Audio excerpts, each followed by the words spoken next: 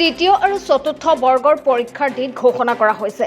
15, 29, 22 ছেপ্টেম্বৰত হ'ব তৃতীয় বৰ্গৰ পৰীক্ষা। 20, 27 অক্টোবৰত হ'ব চতুৰ্থ বৰ্গৰ পৰীক্ষা। অসম লোকসেৱা পৰীক্ষাৰ আৰ্হিত অনুষ্ঠিত হ'ব পৰীক্ষা। তিনিটা পৰ্যায়ত অনুষ্ঠিত হ'ব তৃতীয় বৰ্গৰ পৰীক্ষা। প্ৰাৰম্ভিক, মূল আৰু সাক্ষাৎকাৰ পৰ্ব অনুষ্ঠিত হ'ব। 3 অক্টোবৰৰ পৰা অসম আৰক্ষীৰ হ'ব শাৰীৰিক পৰীক্ষা। আৰক্ষীত 6,434টা পদ পূৰণৰ লক্ষ্য চৰকাৰৰ। তৃতীয় বৰ্গত 7,500টা পদত হ'ব নিযুক্তি। চতুৰ্থ বৰ্গত 4,500টা পদত হ'ব নিযুক্তি। গণিতৰ বিষয়ৰ বাবে বিদ্যালয়ত সুকীয়া শিক্ষক নিযুক্তি দিব চৰকাৰে। ফেচবুক লাইভযোগে ঘোষণা মুখ্যমন্ত্ৰী ডক্টৰ হিমন্ত বিশ্ব শৰ্মাৰ। পুনৰবাৰ জনাইছোঁ, তৃতীয় আৰু চতুৰ্থ বৰ্গৰ পৰীক্ষাৰ দিন ঘোষণা কৰা হৈছে। ফেচবুক লাইভযোগে ঘোষণা কৰিছে মুখ্যমন্ত্ৰী ডক্টৰ হিমন্ত বিশ্ব শৰ্মাই। 15, 22 আৰু 29 ছেপ্টেম্বৰত অনুষ্ঠিত হ'ব তৃতীয় বৰ্গৰ পৰীক্ষা আৰু লগতে 20 আৰু 27 অক্টোবৰত অনুষ্ঠিত হ'ব চতুৰ্থ বৰ্গৰ পৰীক্ষা। অসম লোকসেৱা পৰীক্ষাৰ আৰ্হিত অনুষ্ঠিত হ'ব এই পৰীক্ষা আৰু তিনিটা পৰ্যায়ত অনুষ্ঠিত হ'ব তৃতীয় বৰ্গৰ পৰীক্ষা।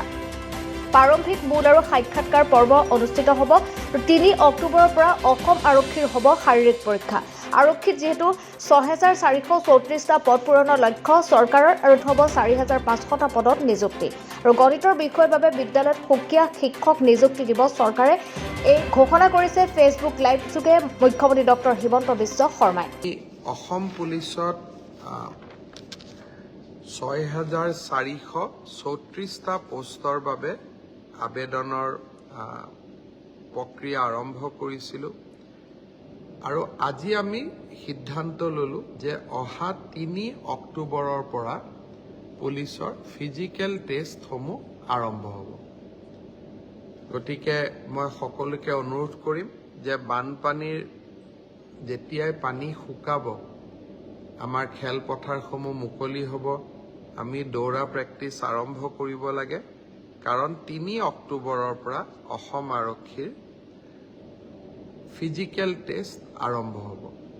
মোৰ লক্ষ্য হৈছে যে ফিজিকেল টেষ্ট, ৰিটেন আৰু ভাইভা তিনিওটা প্ৰক্ৰিয়া সম্পূৰ্ণ কৰি এই বিত্তীয় বৰ্ষতে আমি যাতে এই 6,434টা পদ ভৰ্তি কৰিব পাৰোঁ, এটা সুন্দৰ নিযুক্তি প্ৰক্ৰিয়াৰ মাজেৰে ল'ৰা ছোৱালীক নিযুক্তি দিব পাৰোঁ আৰু তাৰ লগে লগে 2025 চনৰ বাবে আকৌ এবাৰ নিযুক্তি প্ৰক্ৰিয়া আমি যাতে আৰম্ভ কৰিব পাৰোঁ। বিভিন্ন স্থানত গ'লে ছাত্ৰ ছাত্ৰীসকলে ADREৰ পৰীক্ষাসমূহ কেতিয়াও অনুষ্ঠিত হ'ব সেই বিষয়েও মোক প্ৰশ্ন কৰে। আজি আমি সেই বিষয়েও এখন বৈঠক কৰিছিলোঁ। ADREৰ আছাম ডিৰেক্ট ৰিক্ৰুটমেণ্ট এক্সামিনেশ্যন, যাক আমি চমুকৈ ADRE বুলি কওঁ, ADREৰ গ্ৰেড 3 পোষ্টসমূহৰ পৰীক্ষা 15, 22 আৰু 29 ছেপ্টেম্বৰত অনুষ্ঠিত হ'ব। মই আকৌ এবাৰ কৈছোঁ যে গ্ৰেড 3 পোষ্টসমূহৰ বাবে ইণ্টাৰভিউ 15, 22 আৰু 29 ছেপ্টেম্বৰত অনুষ্ঠিত হ'ব। এই পৰীক্ষা এইবাৰ লোকসেৱা আয়োগে পতা পৰীক্ষাৰ আৰ্হিত হ'ব। প্ৰথমতে প্ৰিলিমিনাৰী পৰীক্ষা হ'ব, তাৰ পিছত মেইনছ হ'ব আৰু মেইনছৰ পিছত আমি ভাইভা প্ৰক্ৰিয়াৰ মাজেৰে আমি সমগ্ৰ ইণ্টাৰভিউ প্ৰক্ৰিয়াটো সমাপ্ত কৰিম। প্ৰিলিমছ এক্সাম তৃতীয় শ্ৰেণীৰ পদসমূহৰ বাবে 15, 22 আৰু 29 ছেপ্টেম্বৰত অনুষ্ঠিত হ'ব। আজি আমি জুলাই মাহত আছোঁ। মই আশা কৰোঁ যে আমাৰ শিক্ষাৰ্থীসকলে, চাকৰি প্ৰাৰ্থীসকলে যাতে পঢ়া শুনা আৰম্ভ কৰে। ঠিক সেইধৰণে চতুৰ্থ শ্ৰেণীৰ বাবেও আমি একেটাই ব্যৱস্থা হাতত ল'ম। প্ৰথমতে প্ৰিলিমছ, তাৰপিছত মেইনছ আৰু তাৰপিছত ভাইভা ভচি। গ্ৰেড 4 বা চতুৰ্থ শ্ৰেণীৰ পদৰো প্ৰিলিমছ 20 আৰু 27 অক্টোবৰত অনুষ্ঠিত হ'ব। আমাৰ গ্ৰেড 3ত প্ৰায় 7,500 পোষ্ট আছে আৰু গ্ৰেড 4ত প্ৰায় 4,500 বা আৰু অলপ 100-200 বেছি ইমানখিনি আমাৰ পোষ্ট খালী হৈ আছে। এটা স্বচ্ছ নিযুক্তি প্ৰক্ৰিয়াৰ মাজেৰে আমি এই পদখিনি পূৰণ কৰিম। এলিমেণ্টাৰী এডুকেশ্যন প্ৰাথমিক শিক্ষা বিভাগৰ শিক্ষকসকলৰ নিযুক্তিৰ প্ৰক্ৰিয়াও খুব সোনকালে আৰম্ভ হ'ব। অৱশ্যে ছেকেণ্ডাৰী এডুকেশ্যনত আমাৰ অকণমান সময় লাগিব, কাৰণ প্ৰথমবাৰৰ বাবে অসমত আমি গ্ৰেজুৱেট টিচাৰ মেথছ বুলি এটা নতুন পদ সৃষ্টি কৰিব খুজিছোঁ। আমাৰ স্কুলবিলাকত, হাইস্কুলবিলাকত ইমান দিনে গ্ৰেজুৱেট টিচাৰ ছায়েন্স আছিলে, মেথছৰ বাবে সুকীয়া শিক্ষক নাছিলে। যোৱা কালি শিক্ষা বিভাগৰ লগত মই বহুত দেৰি বহিছিলোঁ আৰু আমি এটা সিদ্ধান্ত লৈছোঁ যে আমাৰ হাইস্কুলবিলাকত গ্ৰেজুৱেট টিচাৰ মেথছ বুলি এটা সুকীয়া পদ হ'ব লাগে, যাতে গণিতৰ ওপৰত আমি একোজন শিক্ষক নিযুক্তি দিব পাৰোঁ। গণিতৰ শিক্ষক নোহোৱা বাবে আমাৰ স্কুলসমূহত শিক্ষা ব্যৱস্থাত বহুত জটি পৰে। শিক্ষা বিভাগে কেইবা হাজাৰো, বিশেষকৈ প্ৰথম অৱস্থাত প্ৰায় 2000 গণিত শিক্ষকৰ পদ সৃষ্টি কৰিব লাগিব।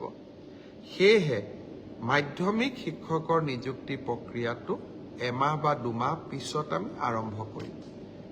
সেই হ'লেও মোৰ লক্ষ্য যে এই গোটেই পোষ্টখিনি গ্ৰেড 3ত 7600, গ্ৰেড 4ত 5000, পুলিচত 6434, এলিমেণ্টাৰী এডুকেশ্যনত 5550 গৰাকী শিক্ষক, ছেকেণ্ডাৰী এডুকেশ্যনতো প্ৰায় 8000 শিক্ষক, এই গোটেই অৰ্থাৎ প্ৰায় 35000 নিযুক্তি আমি মাৰ্চ মাহ বা এপ্ৰিল, বিশেষকৈ বহাগ বিহুৰ আগতে আমি শেষ কৰিব খুজিছোঁ। এনিভাৰত 24ৰ প্ৰথম প্ৰয়াস জুবিন গাৰ্গৰ গীতৰ প্ৰতিযোগিতা। জুবিনৰ গানে কি আনে?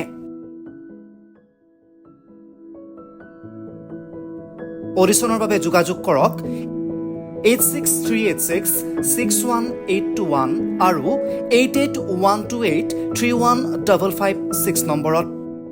এনিভাৰত 24 উদ্যোগত এটা নতুন সংগীতৰ প্ৰতিযোগিতা আয়োজন কৰা হৈছে, য'ত মোৰ গানৰ প্ৰতিযোগিতা হ'ব। আপোনালোকে তাত প্ৰতিযোগী হিচাপে আহিবলৈ পাৰিব আৰু মোৰ ফালৰ পৰা আন্তৰিক শুভকামনা জনাইছোঁ। আৰু অনুষ্ঠানটোৰ নাম হৈছে গানে কি আনে। সকলোকে মৰম জনাইছোঁ, সকলোৱে আহক, ইয়াত অংশগ্ৰহণ কৰক। Thank you very much, love U.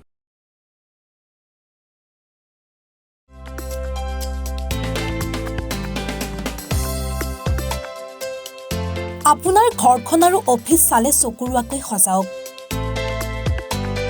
আজি আহক সকলো ধৰণৰ অত্যাধুনিক ফাৰ্ণিচাৰৰ বাবে চিটি ফাৰ্ণিচাৰ 6 মাইল গুৱাহাটী। আমাৰ ঠিকনা 6 মাইল পাঞ্জাবাৰী ৰোড, পুৰবিতাৰীৰ সন্মুখত, গুৱাহাটী। আমাৰ যোগাযোগ নম্বৰ 9435013969।